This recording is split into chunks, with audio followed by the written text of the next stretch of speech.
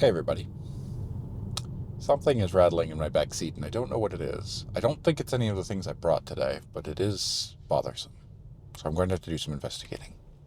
But that's not the point of today. I couldn't help myself. I fully planned out. I went, okay. Saturday we went out and took pictures, came to the same spot here, stopped along the way, did some stuff, the whole thing. Great time. Saw so much on Saturday. Yesterday I went kind of last minute. It's like, yeah, you know what? Get out there, do some video. You're not doing anything else. Your editing is just only the now 2 days of photos, which is not too bad. I can edit photos and then record little after, look back at the photo, things like that. That's not too bad. So then video, which now is going to be more. I was like, well, complete the trifecta. You did photos, you did video, do some audio. Just go out, audio only, and do that. I couldn't help myself. I brought a camera. I put it away last night, which just means I took the case and I put it back on the shelf. The memory cards are still in the camera. I do need to swap the batteries before I start walking. But I wasn't going to bring a camera because there's really no, when I have the audio set up, it's kind of a full thing. I hold it in one hand, but then I've got the remote now in the other, which is something that I've picked up since the last time I did audio, which was a month or so ago. Yeah, maybe a month and a half ago. And I realized that I was, there was way too much like bumping of it and stuff like that because I had to get my finger like in between the little harness, like the mount that I keep the recorder on and like press the record button. That was unusable. Like there was a lot of just like the noises that you get when you're recording audio and you're touching the stuff. Horrible. No. Cheap little remote solves that problem. So when I'm doing all of that at least takes one hand. Sometimes two, depending on what I'm holding, what I'm doing. But at least one hand with that. The camera, even for photos, is two hands, no matter what. And I don't have three hands. So then where do I put the other one? There's no, I'm not mounting it to myself. I'm not hanging it off of me or putting it on the vest or anything. So it's a matter of where does that go? On the ground. But I'm not going to focus on... You could play pinball there? I've been wanting to play pinball. You know what? That sounds fun. Anyway, the purpose was simply that I woke up and I just grabbed the case and was like, you know what? Come along. Let's go. It's not going to hurt anything to carry it. I'll be fine. It'll be great. I'm going to walk the bird road that I've got recommended to me multiple times. We did it last year. I think I would only come once, although I feel like twice. Doesn't matter. It's fine. Came here on Saturday. Ridiculous amount of birds out. I don't expect to see even, a quarter of what we saw because I think our list was almost to 60. There's like 58 species. And we started out with, I've already recorded and talked about it. I haven't done the talking about it yet, so it's not like fully processed and experienced, rendered out through my system. So I'm still, I was doing that yesterday where I started going on about the day before. It's like, no, that will be a separate thing. But I really enjoy it. Very cool. So I brought a camera for today, and I did the thing that I should have done. And I'm not smart sometimes. There is no other explanation for it. The only thing I can think of is that I get wrapped up and I just don't think about it. But for how long's it been? 2 full months, I think, since I took that vacation and I bought a vest and I went, oh, now I'm going to carry my binoculars and my camera and I can equip things to me and have them hands-free, which is super, super nice. Somebody's out here already. I realize I don't have a front-facing camera coming out the thing, but there's a car there off to the side of the road and that means only one thing on this particular road, and I bet we'll find more. The weather cleared up real nice. I walked out the house and it was storm clouds and wet all over the ground. It wasn't actively raining, but drops all over the car. I was like, well, this is why it would be an audio day, but it has completely basically cleared up. I think it'll be a good day to take pictures too. So we'll see. If I'll just kind of set a threshold of new ones or anything that I'm not 100% sure I've got a good shot of. And if I have a good opportunity, then I'll put down the audio. But the audio will be focused for today. That is the goal. We'll see. Anyway, the vest, I did that. And that vest required me to do quite simply a little swap around of my What I have been doing, which is putting the chest mount on a chest harness, so it's directly center and it's facing, and it's perfect for that. Everything's, it's then going the right direction. That worked really, really well. But when I got the vest, I could no longer put that, because the vest takes the place of that. So I've just been like sticking it in different places, and I tried, like, I think the last one it got even higher up, and then I looked at some of the footage. I was like, oh, that's just like a lot of beard and up there. It's like, why? And so I did the thing that I should have done from the very start. And I don't, besides me being not smart, don't know why I didn't start doing that sooner. But I took the camera and I took the phone connected to the camera wirelessly so I could see the footage live. And then I put it on me and went, no, that doesn't look good. Okay, that gets in the way of the binoculars, which is the main problem that I'm having, is that the binoculars require a lot of space. That's kind of, I was like, okay, that gets in the way of the camera. Okay, that's there. Okay, so that might work. It took me 2 months to do that, but I think I've got it where it's out of the way of the binoculars, so the binoculars can fully swing up and out, and it should be fine. And it shouldn't interfere with the camera that I carry on my left, because the camera that I carry on my left is one that slides out that way and not up, because if I try to put it over here in any way, this camera has to go upwards in order to come out of its mount. But because I have two different mounts, that's way... It was a whole thing, but I did that last night, and I went, okay, I think it's good here. And then I ran the cable for it so it can plug in, because I put a battery bank in the little back pouch, which is just part of it, and then ran a cable up through the straps, and then so I can plug in the camera. And it only took me 2 months to try to figure that out. So as long as that works today, I will record a come along. I will go walk. I will listen for birds. It will not be nearly, there won't be talking too much. I'll take pictures if the opportunity strikes, and I'll be out for a couple hours. That's my goal.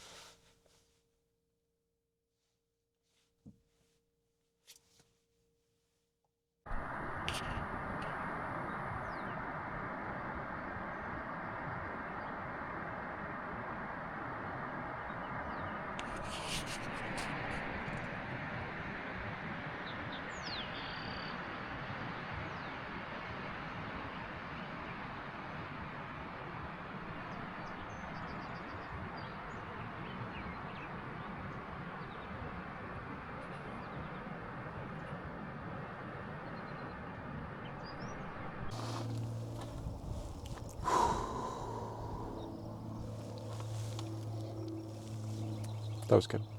That was very, very good. Oh boy. I need to add a few things to my app. Like, give me a total number of good ones. And then I keep putting Abert's, not even Albert, Abert's Tohi, because that's the first one that comes up on the list as just like there was nothing in this, or I couldn't tell. And I need to add some things there. So I've got some updates to make to it, which just makes sense. I've only used it a couple of times, and I want to improve it every time, so I think about more to do. But yeah, that was great.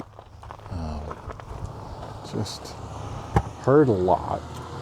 Saw some for sure. Saw a fair good amount. Pretty happy about all that. We'll see what comes out. I did make a few realizations as far as the... Can I stick you up here? Oh, I can. It might just be cutting off the top of it with the car, but now I can be hands-free. What was I saying? Go ahead and shut off this phone. Drained about 50% of that battery. Oh no, I got it up to 90, 60 something. Pictures, no, birds. It's very similar to what I do with the camera. And it's similarities that I obviously, if I'd thought about beforehand, would realize. But I don't think about it yet because this is still kind of new for me, going out and doing the audio specifically. If I were to go to a location with a bunch of birds, say like a reservoir, when there can be hundreds or thousands, and I take a photo with a landscape lens, big wide, you could just go, a lot of birds. You might be able to identify some if you try to zoom in and you pay real close attention. There's a chance. I'm not saying it's impossible, but it's not the quality I'm going for, obviously. The point is that I get nice portrait photos close up, as close as we can with the big lens to do that, and it's a lot easier to identify, and you can tell all the details. the same rules apply for audio. Because as I was going along, there was a point where I stopped and I went, this is just too much. I mean, the creek being very loud right next to where I was also put a hamper on it, to the point where that's basically all I was hearing was the creek noise. But it did make me realize, okay, so I can't just go out and expect to be able to do anything all at the same time, because when you get multiple birds calling, you can't tell what's what. I might be able to sometime later when I get better at this and I learn all the bird calls by memory, but right now, that's not where I'm at. I'm still learning them, so only when I could really identify them and like kind of solo one out and single it out to do that, that's, would be really good. And that is something that, like, thinking about it beforehand, which I didn't do, that makes sense. And I even, I was listening to a friend the other day who was like, oh, here's some audio that I got of this one. Check this out. And we were listening to it. I was like, okay, well, that's impressive for two reasons. One, the bird sounds really clear and you got that through, but there's no other bird calls in the clip. It's just that one, which is not easy to do. I was getting a lot of mix between the other ones, which is why I want to add to my app the option to like up at the top, pinned to the top when I open up here at a bird to save me time trying to type or find anything. Pinned to the top should be a unknown or a multiple, because that can be different, where I have an unknown, so I don't want to put it in there as like, I know what this is, but it's a good one, or it's, it's on its own, or it's just multiple being like, hey, you might be able to pick some things out of here. But as far as what I'm going for, which is trying to associate and identify and collect the data on individual ones for my collection, that one doesn't work out too well, because it will be too many. So overall, an excellent time, because I will tell you, I got a brand new one today. Let me put this stuff away, I'll get in the car.